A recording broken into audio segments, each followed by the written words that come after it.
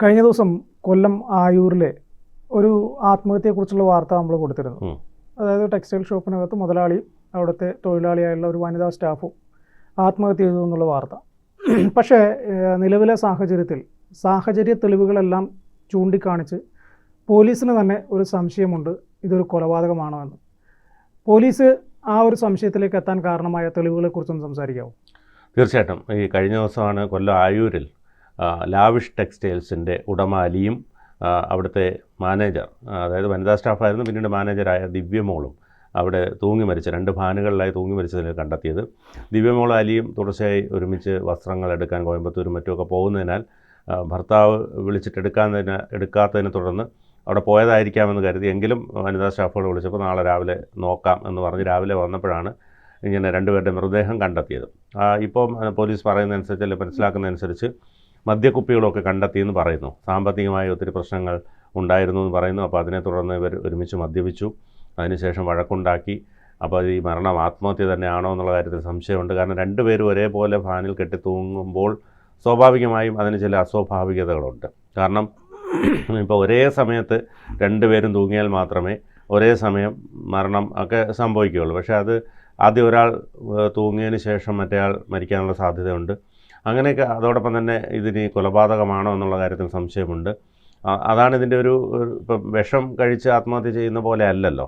2 പേരും തൂങ്ങി മരിച്ചു എന്ന് പറയുമ്പോൾ ഒരേ സമയം 2 ഫാനുകളിലായി തൂങ്ങേണ്ട, അതൊക്കെ ഒരു അസ്വാഭാവികതയായി തോന്നുന്നു. ഇനി അവിടുത്തെ CCTV ദൃശ്യങ്ങളൊക്കെ പരിശോധിച്ചതിന് ശേഷം മാത്രമേ കൂടുതൽ വിവരങ്ങൾ ലഭ്യമാവുകയുള്ളൂ. പോലീസ് അക്കാര്യത്തിൽ അതെല്ലാം പരിശോധനകൾ നടത്തി വരികയാണ്. പോസ്റ്റ്മോർട്ടം റിപ്പോർട്ടും കൂടെ വരണം. പോസ്റ്റ്മോർട്ടം റിപ്പോർട്ട് വരേണ്ടതുണ്ട്. അതായത് തൂങ്ങി തന്നെയാണോ മരിച്ചിരിക്കുന്നത് എന്നുള്ള കാര്യങ്ങളൊക്കെ മനസ്സിലാക്കേണ്ടതുണ്ട്. ഏതായാലും ഇവർ തമ്മിൽ പ്രണയത്തിലായിരുന്നു എന്നുള്ളതാണ് യാഥാർത്ഥ്യം. ഈ ദിവ്യമോളുടെ ഹസ്ബൻഡ് ഒരു ചെടിച്ചട്ടിക്കടയിലെ ജീവനക്കാരനായിരുന്നു. 2 പെൺമക്കളാണ്, 10ലും 4ലും പഠിക്കുന്ന പെൺമക്കൾ. അലിക്കും ഇതുപോലെ 3 മക്കളുണ്ട്. അപ്പോൾ ഇവർ തമ്മിൽ പിന്നീട് പ്രണയത്തിലാവുകയും പിന്നീട് സാമ്പത്തിക ഇടപാടുകളൊക്കെ നടത്തുകയും ആദ്യം ഒരു സ്റ്റാഫായി വന്ന ദിവ്യമോളെ പിന്നീട് അവിടുത്തെ മാനേജരാക്കി മാറ്റുകയും ഒക്കെ ചെയ്തിരുന്നു. അപ്പം ദിവ്യ തന്നെയാണ് കാര്യങ്ങളെല്ലാം നോക്കിക്കൊണ്ടിരുന്നത്. കാരണം ഇയാൾ അലി മാസത്തിൽ 2-3 ദിവസം മാത്രമേ വരികയുള്ളൂ. സാമ്പത്തിക ഇടപാടുകളെല്ലാം കൈകാര്യം ചെയ്തിരുന്നത് ദിവ്യമോൾ തന്നെയായിരുന്നു എന്നാണ് മറ്റ് ജീവനക്കാർ പറയുന്നത്. ആദ്യം 10 ജീവനക്കാരോളം ഉണ്ടായിരുന്നു, പിന്നീട് ജീവനക്കാരുടെ എണ്ണം കുറച്ചു. ആയൂരിൽ അധികം വലിയ ശ്രദ്ധയില്ലാത്തൊരു സ്ഥലത്താണ് ഇതിൻ്റെ ഈ ഒരു കട. അതുകൊണ്ട് ഈ കടയിലുള്ളവർക്ക് അല്ലെങ്കിൽ മറ്റ് വ്യാപാരികളുമായുള്ള ബന്ധം വളരെ കുറവായിരുന്നു എന്നാണ് മനസ്സിലാക്കാൻ കഴിയുന്നത്. ഏതായാലും ഈ പറഞ്ഞതുപോലെ ഇവർ തമ്മിലുള്ള പ്രണയമാകാം ഒരുപക്ഷെ. ഒരുമിച്ച് ജീവിക്കാൻ പറ്റാത്ത സാഹചര്യം, 2 പേരും വിവാഹിതരാണ്. അപ്പോൾ ഒരുമിച്ച് മരിക്കാൻ തീരുമാനിച്ചതാണോ, അതോ ഇവർ തമ്മിൽ സാമ്പത്തിക ഇടപാടുകളെ ചൊല്ലി, അതായത് ഇപ്പോൾ ദിവ്യമോൾ ഒരു വീട് വയ്ക്കുന്നുണ്ടായിരുന്നു, അതിൻ്റെ കോൺക്രീറ്റ് പണികളൊക്കെ നടന്നുകൊണ്ടിരിക്കുകയാണ്. അപ്പോൾ സ്വാഭാവികമായിട്ടും ഇതുമായി ബന്ധപ്പെട്ട് സാമ്പത്തിക തർക്കമോ അല്ലെങ്കിൽ ഇയാളിൽ നിന്ന് പൈസ കൂടുതൽ ചോദിച്ചതോ ഒരു പ്രകോപനത്തിന് കാരണമായതാകാമോ, അതിനെ തുടർന്ന് ചിലപ്പോൾ കൊലപ്പെടുത്തി പിന്നീട് അങ്ങനെ വല്ലതും കെട്ടിത്തൂക്കിയതാകാമോ എന്ന സംശയമൊക്കെ പോലീസ് ഉന്നയിക്കുന്നുണ്ട്. അല്ല, ഇന്നലെ തന്നെ പോലീസ് ഈ കാര്യത്തിൽ ആത്മഹത്യ എന്ന അന്തിമമായിട്ട് വിധി എഴുതിയിട്ടൊന്നുമില്ല. കാരണം സ്വാഭാവികമായിട്ടും 2 പേരുടെ മരണം അത് ഒരു സ്ഥലത്ത് ഒരേപോലെ തന്നെ 2 ഫാനുകളിലായിട്ട് മരിക്കുന്നു. അപ്പോൾ ഒന്നുകിൽ ഒരാളെ കൊന്നിട്ട് കെട്ടിത്തൂക്കിയ ശേഷം രണ്ടാമത്തെ ആൾ ആത്മഹത്യ ചെയ്തതാവാം. അതല്ല എങ്കിൽ ഒരാളുടെ മരണം കണ്ട് ഉറപ്പുവരുത്തിയതിന് ശേഷം 2 പേരും ഒരേ സമയം നമുക്ക് മരിക്കാം എന്ന തീരുമാനത്തിലേക്ക് എത്തിയതിന് ശേഷം ഇൻ കേസ് ഞാൻ മരിച്ചതിന് ശേഷം അയാൾ മരിച്ചില്ലെങ്കിലോ എന്നുള്ളൊരു സംശയത്തിൻ്റെ പുറത്ത് ഒരാൾ മരിച്ചതിന് ശേഷം അത് ഉറപ്പിച്ചിട്ട് മറ്റേ ആൾ തൂങ്ങി മരിച്ചതാകും. പക്ഷേ ഇതിൻ്റെയൊക്കെ അന്തിമമായിട്ടൊരു റിസൾട്ട്, അല്ലെങ്കിൽ എന്താണ് മരണകാരണം എന്നതിനെക്കുറിച്ച് റിസൾട്ട് വരണമെങ്കിൽ പോസ്റ്റ്മോർട്ടം റിപ്പോർട്ട് വരണം. പോസ്റ്റ്മോർട്ടം റിപ്പോർട്ട് വന്ന് ആ പോസ്റ്റ്മോർട്ടം റിപ്പോർട്ടിൽ മനസ്സിലാക്കാൻ സാധിക്കും ഇവർ തമ്മിൽ ഈ മരണ ടൈം, 2 പേരുടെയും ഡെത്ത് ഓഫ് ടൈം അത് രണ്ടും ഒരേ സമയമാണോ, ഈ ചെറിയ വ്യത്യാസമുണ്ടോ തുടങ്ങിയ കാര്യങ്ങളൊക്കെ പരിശോധിച്ചതിന് ശേഷം മാത്രമേ ഈ പോലീസ് ഇത് ആത്മഹത്യയാണോ അതോ കൊലപാതകമാണോ എന്നതിനെക്കുറിച്ചൊക്കെ പറയും. പോലീസിൻ്റെ നിഗമനത്തിൽ ഒരുപാട് കാര്യങ്ങളുണ്ട്. കാരണം സാഹചര്യ തെളിവുകളൊക്കെ വെച്ചിട്ടാണ് പോലീസ് ഈ FIR സബ്മിറ്റ് ചെയ്യുക. അപ്പോൾ ആ FIR സബ്മിറ്റ് ചെയ്തതിൻ്റെ അകത്ത് അവിടുത്തെ മദ്യക്കുപ്പികളും അവർ കഴിച്ച ഭക്ഷണത്തിൻ്റെ ഡീറ്റെയിൽസും കാര്യങ്ങളും എല്ലാം എഴുതിയിട്ടുണ്ട്. അതോടൊപ്പം തന്നെ ഇവർ തമ്മിലുള്ള സാമ്പത്തിക ഇടപാടുകളെക്കുറിച്ച് അവിടെ ഒരു തർക്കം, ഒരു വഴക്ക് നടന്നതിൻ്റെ ചെറിയ ഒരു ഇതൊക്കെ ഉണ്ട് അവിടെ എന്നുള്ള രീതിയിലാണ് ആദ്യഘട്ടങ്ങളിൽ പുറത്തു വരുന്ന വിവരങ്ങൾ.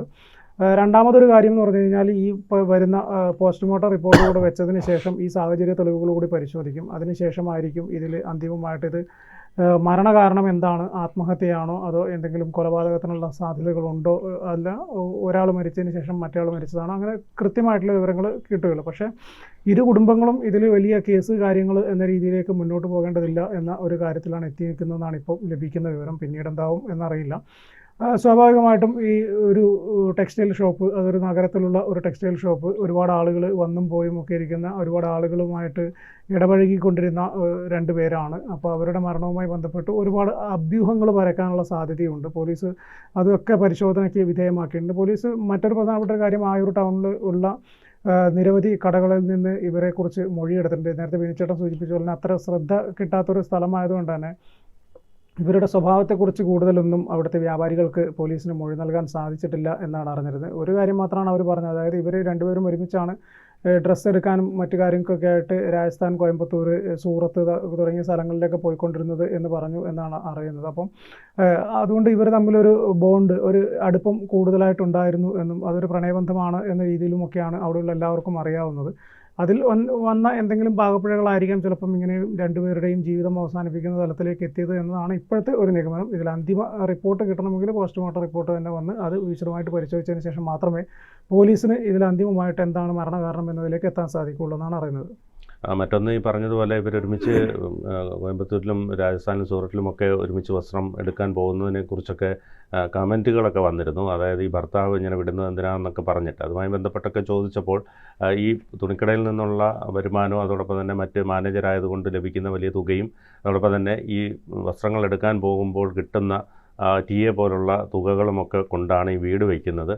അപ്പോൾ അതുകൊണ്ട് തന്നെയാണ് വീട്ടുകാർക്ക് ഇക്കാര്യത്തിൽ എതിർപ്പില്ലാഞ്ഞത് എന്ന രീതിയിലാണ് പറയുന്നത്. പക്ഷേ പലരും പലത് പറയുമല്ലോ. സ്വാഭാവികമായും അങ്ങനെയൊക്കെയുള്ള ഒരു കുടുംബം പുലർത്തുന്നത് ഈ ദിവ്യമോളായിരുന്നു എന്നാണ് മനസ്സിലാക്കാൻ കഴിഞ്ഞത്. കാരണം ഭർത്താവിന് തുച്ഛമായ വരുമാനമാണുള്ളത്. ഒരു ചെടിച്ചട്ടി കടയിൽ അവിടെ ഒരു ജീവനക്കാരനായിട്ടാണ് ജോലി ചെയ്യുന്നത്.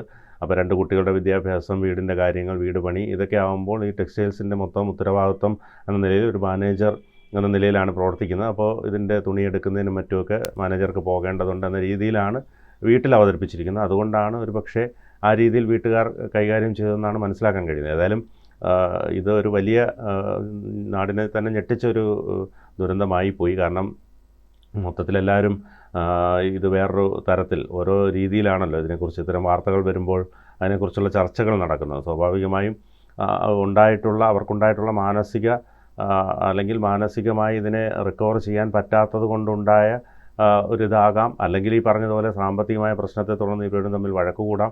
പിന്നെ ഈ മദ്യപിച്ചിട്ടിരിക്കുന്നു എന്നൊക്കെ പറയുമ്പോൾ സ്വാഭാവികമായും ഇതിലെന്തൊക്കെ സംഭവിച്ചു എന്നുള്ളത് ഈ പറഞ്ഞതുപോലെ പോലീസ് കണ്ടെത്തേണ്ടതുണ്ട്. മദ്യപിച്ച് ചിലപ്പോൾ ഒരുപക്ഷെ ഇവർ തമ്മിൽ വഴക്കുണ്ടായി ഒരാൾ മറ്റൊരാളെ കൊലപ്പെടുത്തിയതാകാം എന്ന തരത്തിലൊക്കെ വാർത്തകൾ വരുന്നുണ്ട്. അപ്പോൾ അതുകൊണ്ട് പോലീസാണ് ഇക്കാര്യത്തിൽ പോസ്റ്റ്മോർട്ടം റിപ്പോർട്ടിന് ശേഷം, അതായത് ഇവർ എപ്പോഴാണ് മരിച്ചത്, ഇപ്പോൾ വൈകിട്ട് കട അടച്ചതിന് ശേഷമാണല്ലോ ഇവർ അവിടെ ഒരുമിച്ച് കൂടിയത്. സ്വാഭാവികമായും അതിന് കുറച്ച് മണിക്കൂർ കഴിഞ്ഞപ്പോൾ മരിച്ചോ അതോ രാവിലെയാണോ മരിച്ചത് എന്നതടക്കമുള്ള കാര്യങ്ങളൊക്കെ ഡെത്ത് ടൈമൊക്കെ നോക്കിയാൽ മാത്രമേ അറിയാൻ കഴിയൂ.